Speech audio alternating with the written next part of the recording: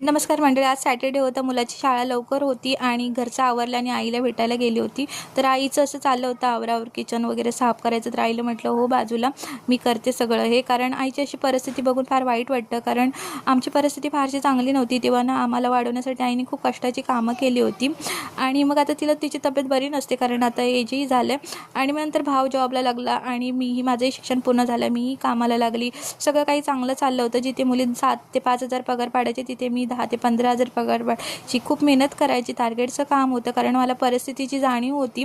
आणि सगळं व्यवस्थित झालं. भावाचं लग्नही झालं, वहिनी आली. वहिनी खूप चांगली होती.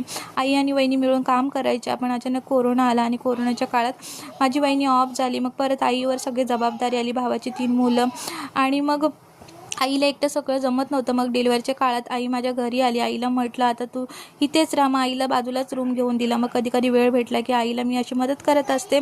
आणि असा होता माझा आजचा दिवस.